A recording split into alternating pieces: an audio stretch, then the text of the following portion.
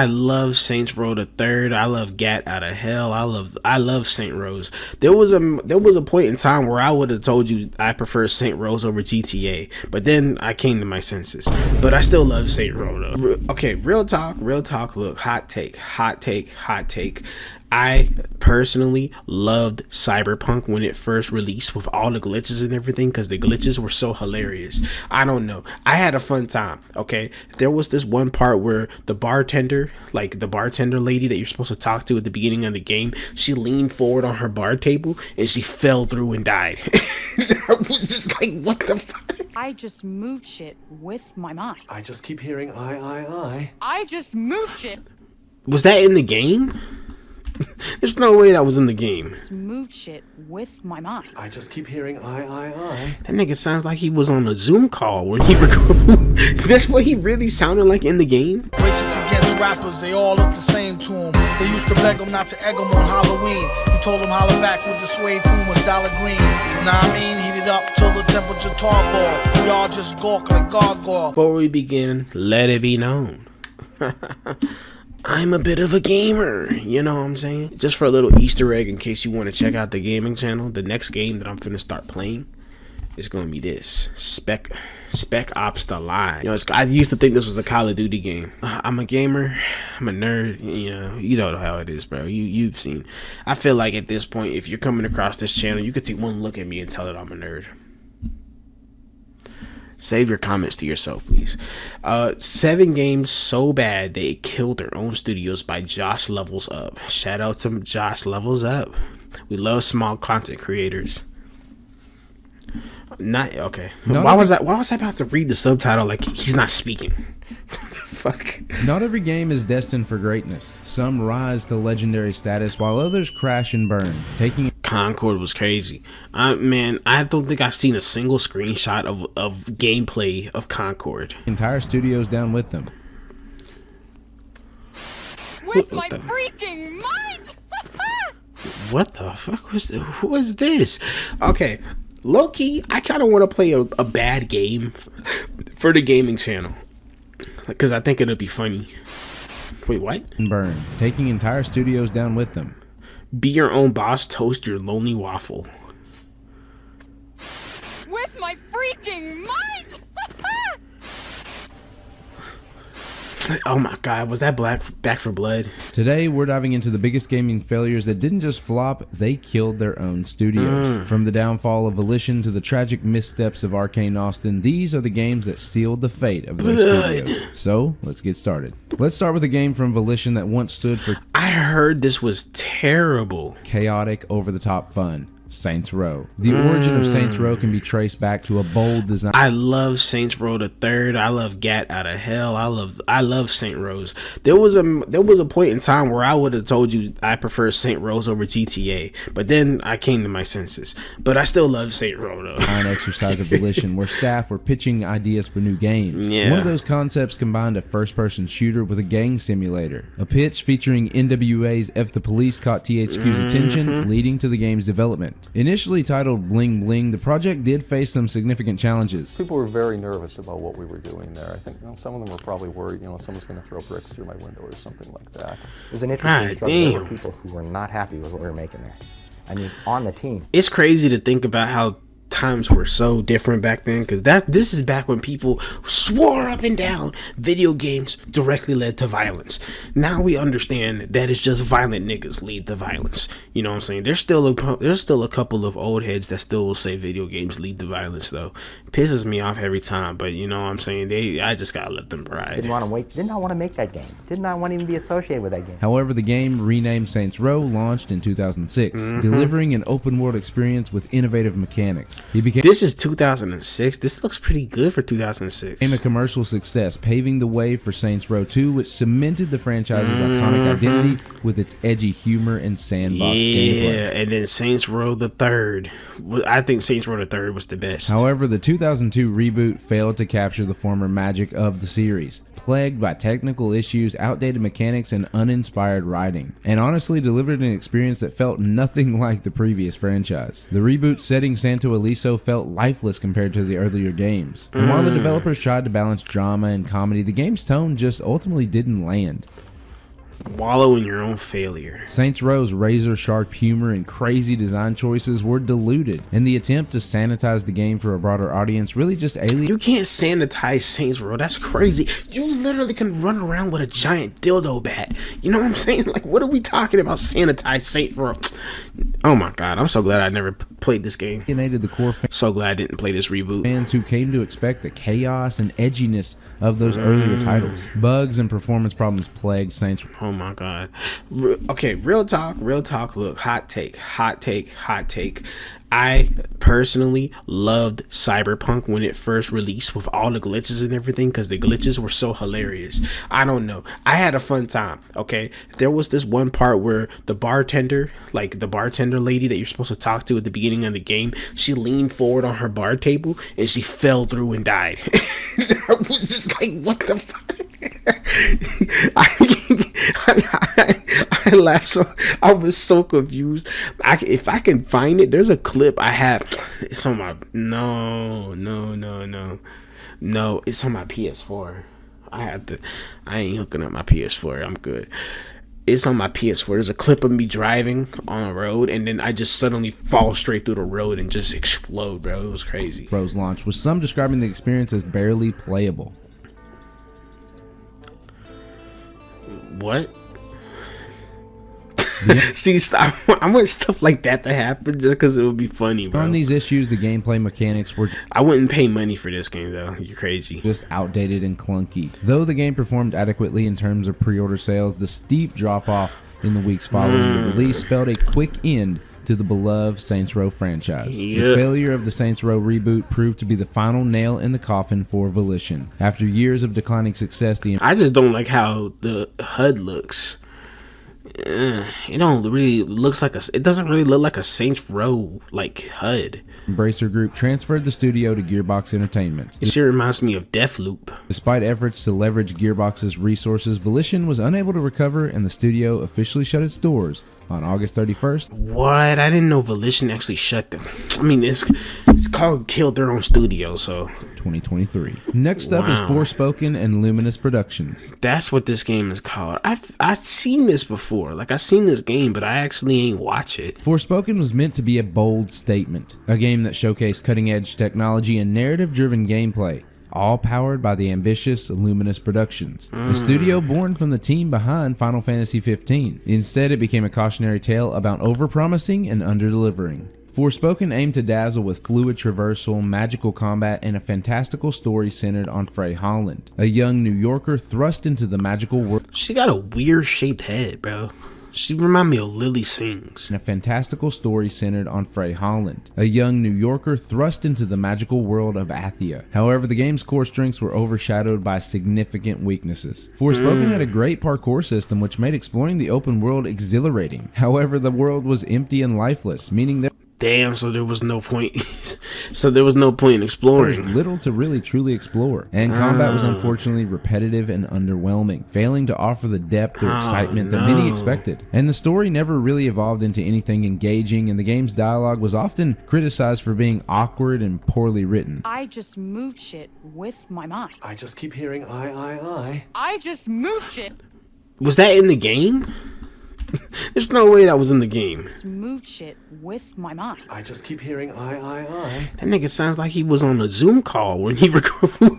That's what he really sounded like in the game. I just moved shit with my freaking mind. The game showcased impressive God. lighting effects and large-scale environments, but these technical achievements couldn't mask the game's shortcomings. Even in its home market of Japan, sales were underwhelming. In less than a month after release, Square Enix's president described the game's reception as, quote, challenging, which is corporate speak for It's the biggest piece of dog shit. despite its promises, I wish CEOs would just be straight up honest. Forspoken was met with lukewarm reviews and lackluster sales, marking a swift and disappointing end for Luminous Productions, which was absorbed back into Square Enix just a few months later. Yeah, damn. Square Enix said, get your asses back here, bro. I can't believe y'all just dropped that. Fable Legends, developed by Lionhead Studios, was supposed to be a crown jewel for Xbox, a bold reinvention of the Fable series with free-to-play mechanics and cross-platform play between Xbox and PC. I played a little bit of Fabled, but it was like Fable 3. why am I always playing the third installment of games?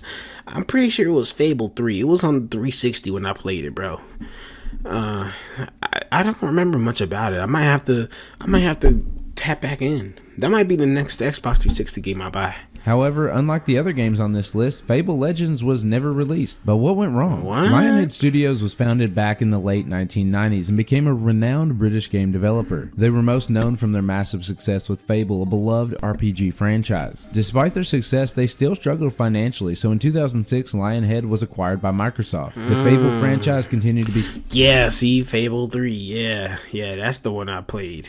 successful, leading to numerous games with the Fable brand and eventually Fable Legends. Fable Legends was ambitious, featuring cooperative action gameplay where 4 heroes battled against a villain controlled by AI or another player. Set in a magical folklore-inspired era before the original trilogy, Fable Legends promised vibrant storytelling, fluid combat, and a hub city bustling with activities. However, after 4 years of development and a huge $75 million budget, Microsoft abruptly canceled the game in March 2016. Damn.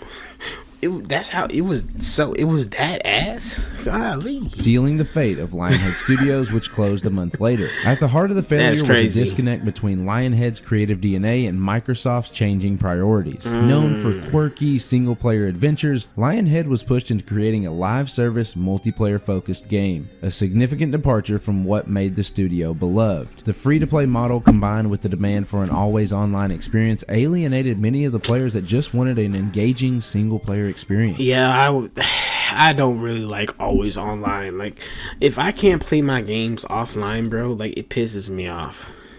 After the departure of founder Peter Molyneux in 2012, the studio lost its creative leader in resistance to Microsoft's corporate demands. Forced to pivot toward a games-as-a-service, Lionhead abandoned earlier plans for a more traditional Fable 4. Developers struggled with the new direction, leading to missed milestones and a lack of cohesion. The cancellation of Fable Legends left many employees blindsided, with some holding on to hope that the game's assets might be repurposed for a proper Fable sequel. Unfortunately, that hope was dashed as Microsoft shut down the studio in 2016. That's dirty. That's dirty. Marking the end of an era for British game development and leaving a massive question of what could have been. I am sick of live service games, destroying everything we love. I used to watch Angry Joe's show all the time. Studios we love, IPs we want done justice. This needs to stop. Arcane Austin had all the makings of a great studio. They had a talented team and a That thing is hideous. I don't know about talented. What the hell is that? solid financial backing. In 2017, they released Prey, an immersive FPS Oh, I watched Markiplier play this. sim that had a solid reception. Up next was Redfall, a co-op vampire FPS that seemed really exciting when announced. However, by Redfall's release, approximately 70% of the Austin team who had worked on Prey would be gone, and Redfall would be a metaphorical stake through the heart of Arcane Austin. I've never heard of this. Redfall ultimately failed to deliver, suffering from bland mission design, an empty world, and technical issues that made the game feel incomplete. Redfall's core gameplay loop quickly became repetitive, with unengaging objectives and brain-dead enemy AI, Jesus. making each encounter feel like a chore rather than a challenge. Even the elements that seemed promising, such as the vampire net, Damn.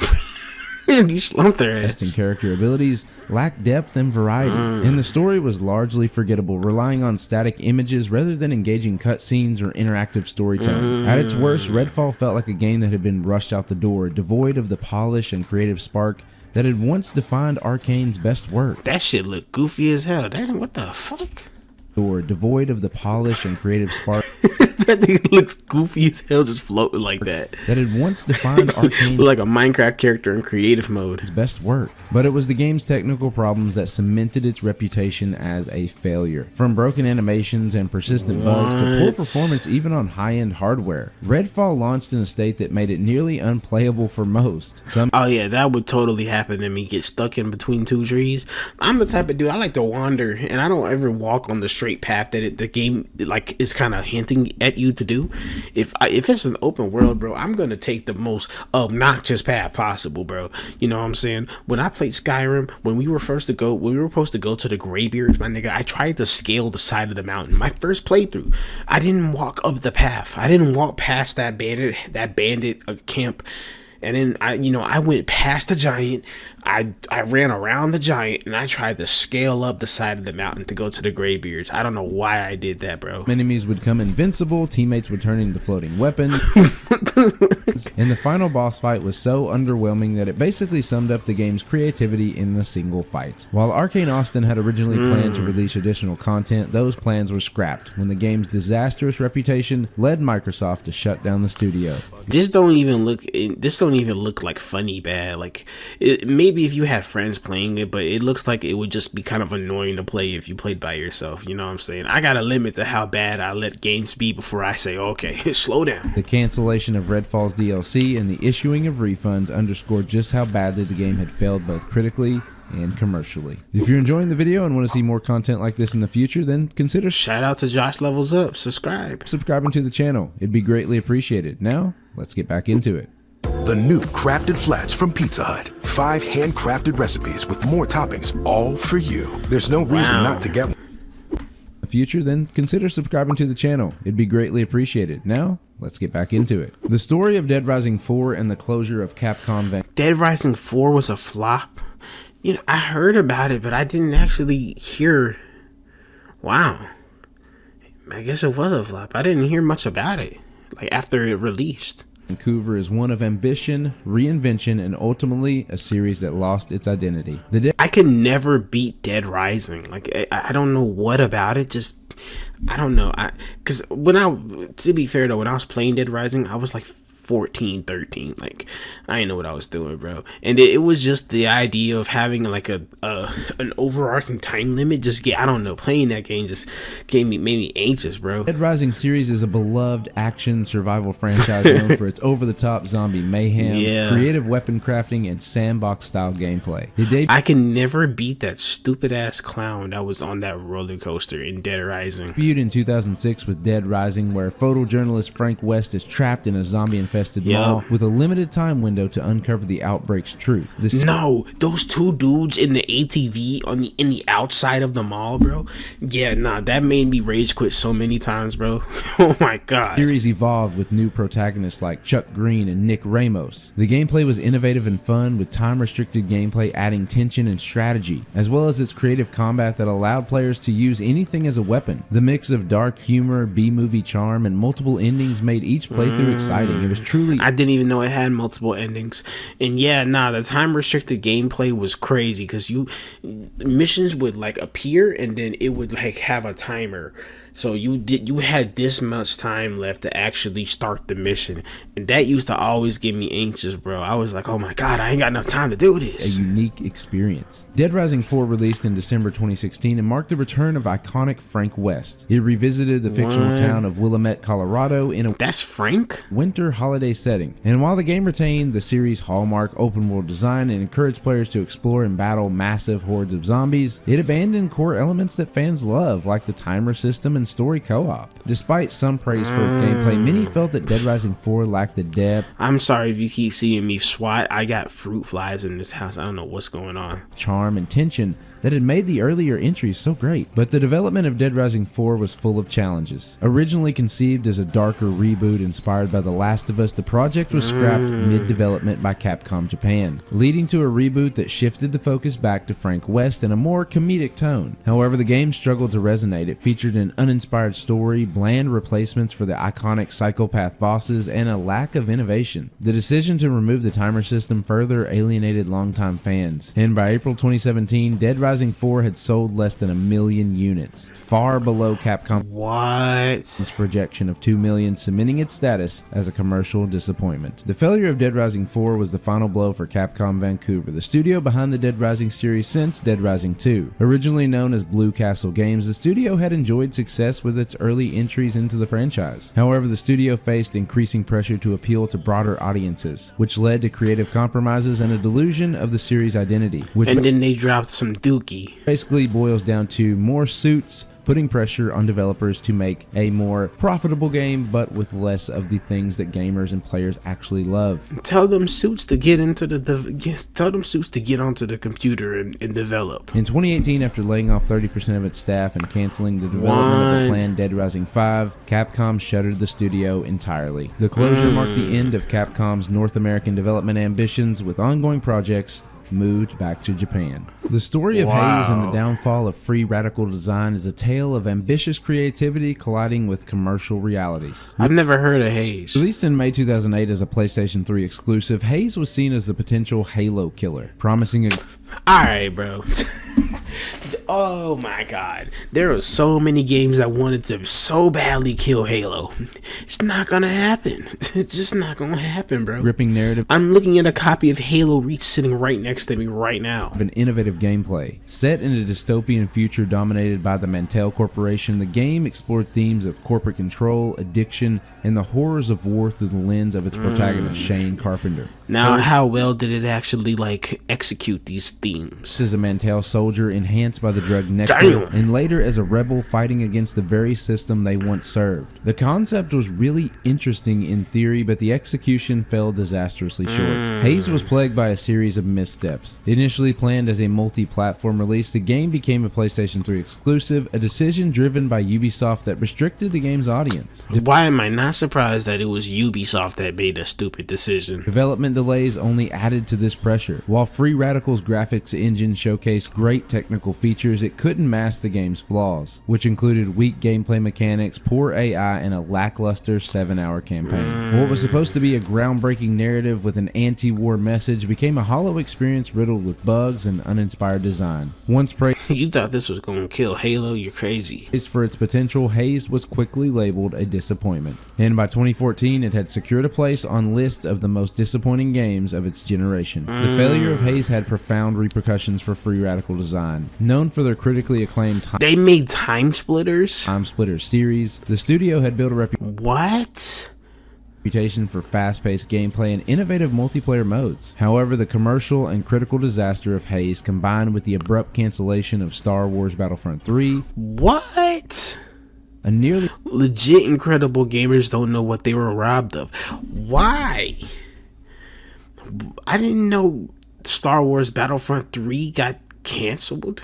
What? I didn't even know there was a Battlefront 3. completed project pushed the studio into financial I loved Battlefront. turmoil. By December 2008, Free Radical declared bankruptcy, laying off the majority of its staff. Wow. I think, if I'm not mistaken, I think Battlefront was the first ever PS4 game I ever played. Thankfully, however, there was a small glimmer of hope with the studio's legacy being salvaged in part by Crytek, which acquired the company in early 2009 and rebranded it as Crytek UK. Finally, let's discuss Concord and Firewalk Studios. This is my first time actually seeing like gameplay of it. No! God, please, no! No! Concord was meant to be Firewalk Studios' ambitious entry into the competitive hero shooter genre, but it ultimately became one of the biggest failures in gaming history. This is crazy. Despite an 8-year development cycle and a reported It was developed for 8 years. budget of hundreds of millions of dollars, the game failed to stand out in a crowded market. This shit reminds me of what was that game that got released the same time Borderlands got released? It was, what was it? Was it Battlefront? It was the one where the guy was on with the mushroom looking guy on the front. Y'all know what I'm talking about.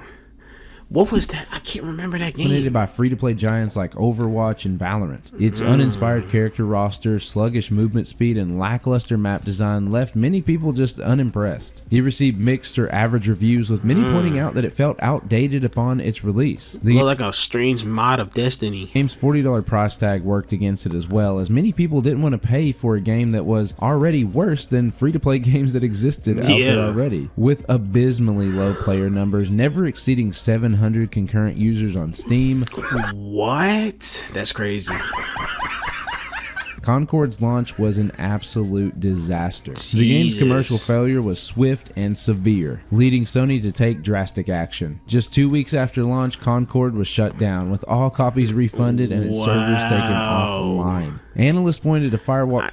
How much did they put it? It was like it was multi-million dollars gone into this. Studio's internal issues, including a culture of, quote, toxic positivity that ignored critical feedback as a major factor in the game's demise. I can believe that. Reports also suggested that Sony had initially envisioned Concord as a massive franchise, comparable to Star Wars, which only made its failure What? They done lost their minds. more embarrassing. Concord's failure led directly to the downfall of Firewalk Skywalk Studios, which was shut down by Sony in October 2024. Understandable, bro. The studio, which had been founded in 2018 and acquired by Sony just a year before Concord's launch, never had the chance to develop a second project. This closure once again highlights... Looking at this gameplay, bro, you're crazy for asking for $40, bro. I'm finna hop on Helldivers too instead. What you talking about? It's the increasing volatility of the live service market, where no matter how much time and money you pump into something, if it isn't good, no one's gonna play it. And there you have it, 7 games that killed their studios. If you enjoyed this video, then I think you also like the one on your screen where I discussed 10 open world games that were huge disappointments.